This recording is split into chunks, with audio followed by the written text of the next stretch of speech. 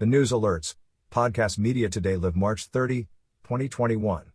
Latest world news headlines and events. The United States can compete with China without starting a new Cold War.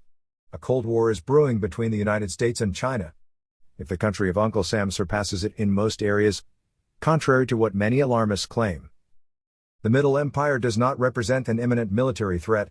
On the other hand, China plays the game of the great power more intelligently than the United States, and we had every reason to believe that it would show itself once again more skillful than them during the meeting between two senior officials representing Biden and their Chinese counterparts on March 18 in Anchorage, Alaska. Tensions between Washington and Beijing have alternated between hot and cold for more than half a century, but for a decade and the accession of President Xi Jinping, China's posture has become more ambitious and more aggressive. It has intensified its military presence in the South China Sea, in violation of recognized maritime borders, anchored its technologies and supply chains through trade deals around the world, increased intellectual property theft against the United States and other democracies, and imposed an authoritarian regime on Hong Kong, violating a treaty that guaranteed autonomy to the former British colony until 2047. At meeting with Chinese delegation in Alaska, Sec Blinken says U.S. intends to discuss cyber attacks, Xinjiang, Hong Kong, Taiwan. Blinken criticizes China for taking some actions that threaten the rule-based order that maintain global stability. Biden Trump's error corrector. For Elizabeth Economy, Asia specialist at the Council on Foreign Relations, these initiatives are part of a strategy aimed at replace the United States as the dominant power in the Asia-Pacific region, ultimately achieve a transformation of the world order. Although President Trump had cheated China far more conspicuously than some of his predecessors, except when he praised Xi and said he was a great friend and a great leader. Either his actions have not had the slightest effect on Beijing's power, or they have strengthened it. His only reaction to Xi Jinping's unfair business practices was to wage a trade war, which has done at least as much damage to American farmers and industrialists as to Chinese companies. Worse yet, he withdrew from the Trans-Pacific Partnership Agreement, a trade treaty between Asian and North American allies, which would have formed a mighty bulwark against China's economic expansion, and alienated these allies and many others in every way imaginable, giving Beijing ample leeway to fill the void with its own advances. Biden works primarily on correcting Trump's mistakes. In mid-March, as a prelude to the Anchorage meeting, Secretary of State Antony Blinken and Secretary of Defense Lloyd Austin visited South Korea and Japan to assure these allies of the solidarity of the United States. As I complete my trip to Tokyo and Seoul, I reiterate our commitment to strengthening our alliances with Japan and the Republic of Korea. I look forward to working together toward a secure, peaceful, and prosperous Indo-Pacific region. Secretary Antony Blinken, at Sec Blinken, March 22, 2021. More importantly, Biden himself met with leaders of India, Japan and Australia via video conference coalition which, along with the United States, constitutes the Quad and aims to contain China and the Indo-Pacific region, in order to outline the main lines of common policies aimed at attracting developing countries, in particular by providing them with millions of doses of the most effective vaccine against COVID-19. Beijing also practices vaccine diplomacy, but with its less effective version.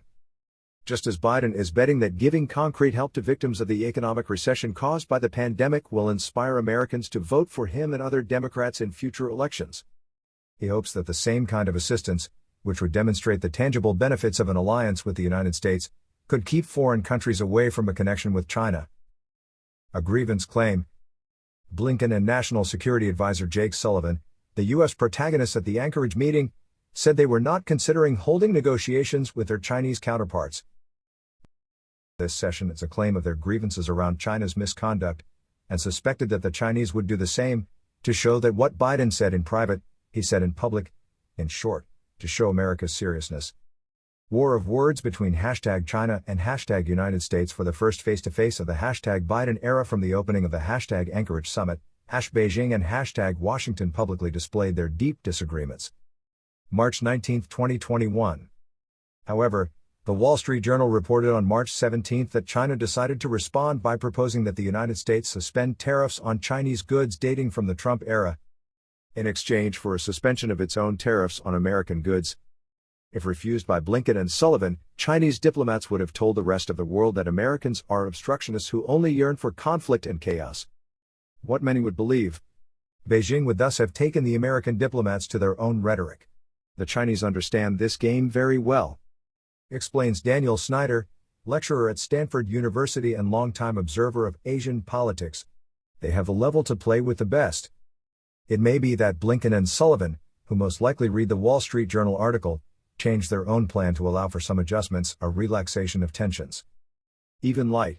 This would allow them to step up their efforts to coordinate a tougher Chinese containment policy, which could prove to be more credible and effective if not dogmatic, if the opportunities for cooperation, when they are in the throes of interest from both sides, are also being considered.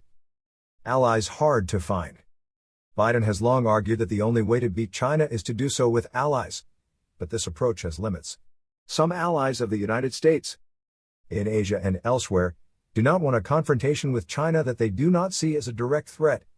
They are too dependent on them for markets and cheap labor, or even both. German Chancellor Angela Merkel, for example, has said she does not want to be drawn into a Cold War with China led by North America. The South Koreans, meanwhile, do not want to upset Xi Jinping because they believe China has a crucial role to play in a peace deal with North Korea, a deal they want far more than Washington.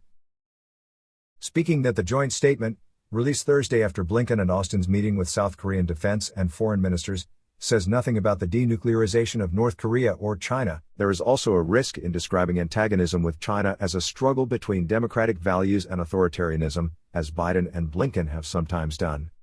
Some of the Asian and European allies of the United States are distancing themselves from democracy, notably India, which is part of the Quad.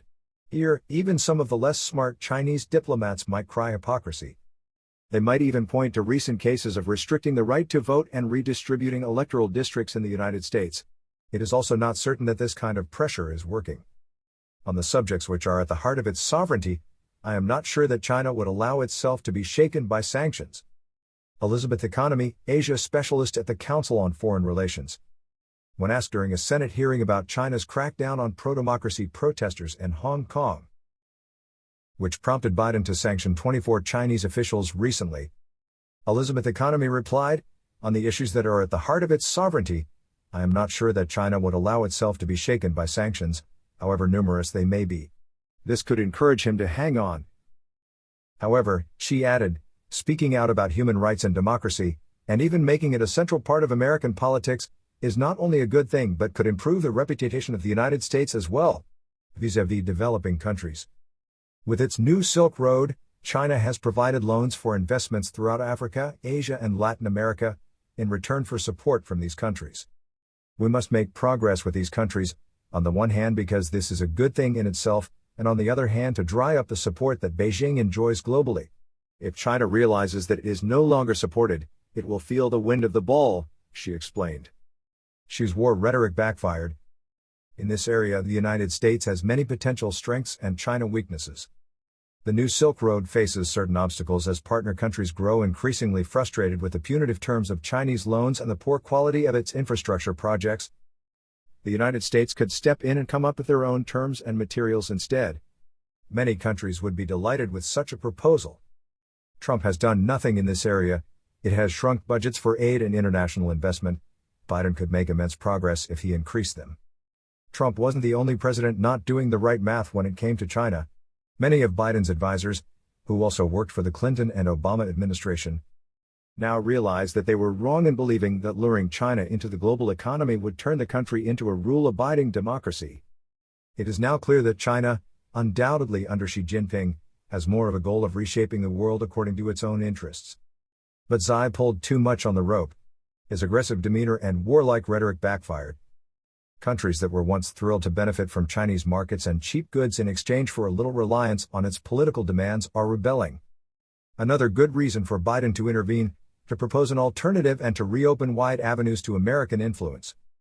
In addition, China is clearly lagging behind the United States in the area of high technology.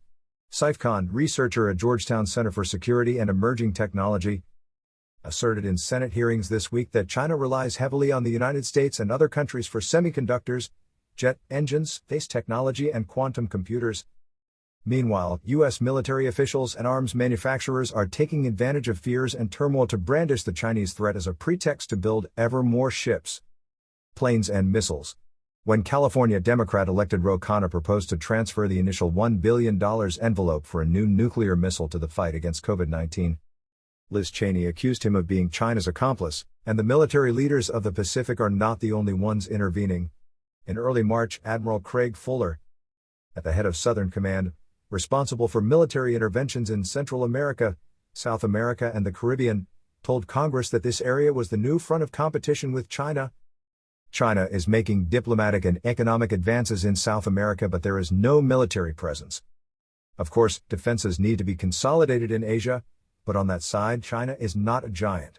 Its Navy and military air force, if they are growing, are not yet capable to maintain military operations even a little far from its shores.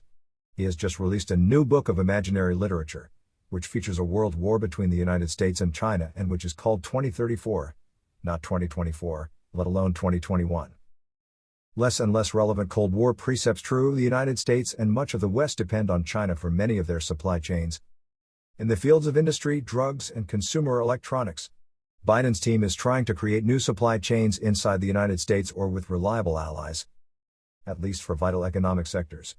It will take years to reverse this trend, and the U.S. is unlikely to fully emerge from it. Does anyone want a $5,000 phone? The United States needs to focus on more than its only allies, most of whom are focused on some topics but less so on others. Either way, the biggest difficulty Biden faces is not so much figuring out how to oppose China, as it is figuring out how to reshape U.S. foreign policy on a large scale in a rapidly changing world where precepts of the Cold War, and even the decade that followed, are increasingly irrelevant to measuring power and prosperity. Blinken and Sullivan argued that the main advantage of the United States over China is that the former has allies and China does not. But the United States needs to focus on more than just its allies, most of whom are focused on some topics but less so on others. We need to have our own vision of the world of 2049 as we wish, and where we will be in it, Elizabeth Economy announced to the Senate in mid-March. Rather than just reacting to Chinese initiatives, she added, "We need a strategy of our own like the New Silk Road, with a clear definition of what the United States can bring to it." This article, published before the China-US meeting in Alaska, has been edited to reflect the timeline of events. Don't forget to comment below with your common sense and subscribe to your podcast. This helps bring the podcast to life and grow it. You can follow us on Instagram, Twitter, Facebook. We can't wait to continue this adventure with you. Support us on PayPal. Thank you very much and enjoy listening.